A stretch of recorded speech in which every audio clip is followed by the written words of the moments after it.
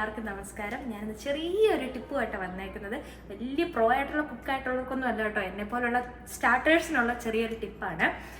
നമുക്ക് ഈ മുട്ട പുഴുങ്ങുമ്പോഴത്തേക്കും ലാസ്റ്റ് പൊട്ടാതെ എങ്ങനെ എടുക്കാം എന്നുള്ളൊരു ചെറിയൊരു ടിപ്പുമായിട്ടാണ് വന്നേക്കുന്നത്. Anyways let's watch. ആദ്യമായിട്ട് ഞാൻ 2 മുട്ട പുഴുങ്ങാൻ പോകുന്നു. അപ്പോൾ 2 മുട്ടയ്ക്ക് മുങ്ങി കിടക്കാവുന്ന രീതിയിലുള്ള വെള്ളം എടുത്തു, എന്നിട്ട് ചൂടാക്കാൻ വെച്ചു. എന്നിട്ട് തിളയ്ക്കുന്നവരെ നമ്മൾ വെയിറ്റ് ചെയ്ത് നിൽക്കുക. വെയിറ്റ് ചെയ്യുന്ന കൂട്ടത്തിൽ ഞാൻ ആദ്യം കുറച്ച് ഉപ്പിട്ട് കൊടുക്കുകയാണ്. കാരണം മുട്ടയുടെ തോട് പൊളിഞ്ഞു പോരാൻ നല്ലതാണ്, അതുകൊണ്ട് ഞാൻ കുറച്ച് ഉപ്പൂടി ഇട്ട് കൊടുക്കുന്നു. ഇനി നമ്മൾ വെയിറ്റ് ചെയ്യുന്നു. അപ്പോൾ വെള്ളം ചെറുതായിട്ട് തിളച്ച് തുടങ്ങിയിട്ടുണ്ട്. ഞാനിപ്പോൾ മുട്ട പൊട്ടാതെ ഒരു തവിയിലോട്ട് ഇങ്ങനെ എടുത്തിട്ട് പതിയെ സൈഡ് ചേർത്ത് ഇട്ട് കൊടുക്കും. കാരണം പൊട്ടിക്കഴിഞ്ഞാൽ വെള്ളത്തിന് മുകളിൽ കൂടെ മുട്ട പുറത്തോട്ട് വരും. അപ്പോൾ ആദ്യത്തെ മുട്ട ഇട്ട പോലെ തന്നെ രണ്ടാമത്തെ മുട്ടയും നമ്മൾ സേഫായിട്ട് ഇടാൻ പോവാണ്. പൊട്ടാതെ സൂക്ഷിക്കുക.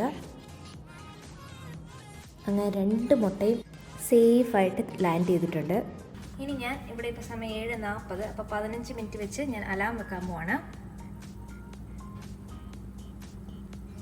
7:55 ഞാൻ അലാം വെച്ചു PM. ഇനി നമുക്ക് 15 മിനിറ്റ് വെയിറ്റ് ചെയ്യാം. ഇപ്പം മുട്ട ഇട്ടിട്ട് 2 മിനിറ്റ് കഴിഞ്ഞു. അപ്പോൾ ഞാൻ തീ മീഡിയത്തിലോട്ട് ഇടുക. കാരണം നമ്മൾ ആദ്യം കുക്ക് ചെയ്യാൻ തുടങ്ങിയപ്പം ഹൈയിലായിരുന്നു ഇട്ടിരുന്നത്, കാരണം തിളയ്ക്കാനൊക്കെ എളുപ്പത്തിന്. ഇപ്പം ഞാനൊരു മീഡിയത്തിലേക്ക് ഇട്ടേക്കുവാണ്. അതുപോലെ നമ്മൾ മുട്ട ഇടയ്ക്ക് ഇങ്ങനെ ഒന്ന് നീക്കി കൊടുക്കുന്നത് വളരെ നല്ലതായിരിക്കും. കാരണം മുട്ടയുടെ മഞ്ഞ ഉണ്ണി നടുക്ക് തന്നെ നമുക്ക് കിട്ടും, അല്ലെങ്കിൽ സൈഡിലോട്ടായി പോകും. അതുകൊണ്ട് ഓക്കെ, അങ്ങനെ നമ്മുടെ മുട്ട വെച്ചിട്ട് 15 മിനിറ്റ് ആയിരിക്കുകയാണ്. അതുകൊണ്ട് ഞാൻ ഗ്യാസ് ഓഫ് ചെയ്ത് മുട്ട എടുക്കുവാണ്. നിങ്ങൾക്ക് സമയമുണ്ടെങ്കിൽ നിങ്ങൾക്ക് മുട്ട തന്നിട്ട് ആറുന്നവരെ വെയിറ്റ് ചെയ്യാം. അല്ലെങ്കിൽ ഏറ്റവും വലിയ ഈസിയസ്റ്റ് മെത്തേഡ് എന്ന് പറയുന്നത്, ഞാനിവിടെ തണുത്ത വെള്ളം എടുത്ത് തണുത്ത വെള്ളത്തിനകത്ത് കുറച്ച് ഐസൂടെ ഇട്ട് വെച്ചു. എന്നിട്ട് ഞാൻ ഈ മുട്ട അതിലേക്ക് ഇടുവാണ്. അത് മുട്ട പെട്ടെന്ന് മുട്ടയുടെ ഷെല്ല് പെട്ടെന്ന് തണുത്ത് കിട്ടും. അതിന് വേണ്ടിയിട്ട് ഇതാണ് ആക്ച്വലി നന്നായിട്ടുള്ള കാര്യം. നമ്മൾ ഈ മുഴുവൻ തണുക്കുന്നവരെ വെയിറ്റ് ചെയ്യുന്നതിന് വരെ, കാരണം മുട്ടയുടെ ഭാഗത്തെ ചൂടും നിലനിന്നോളും. ഓക്കെ, നമുക്കപ്പോൾ മുട്ട പതിയെ എല്ലായിടവും ഇടിച്ച് പൊളിച്ച് എടുക്കാം.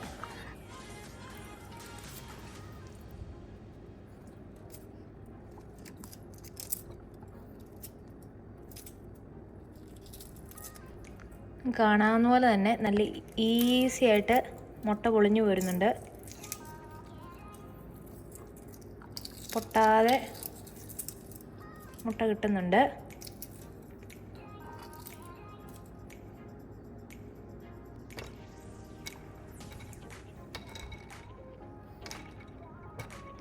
കണ്ടോ, ഒരറ്റം പോലും പൊട്ടാതെ നല്ല സുന്ദരനായിട്ട് നമുക്ക് നമ്മുടെ മുട്ടേനെ കിട്ടിയിരിക്കുകയാണ്.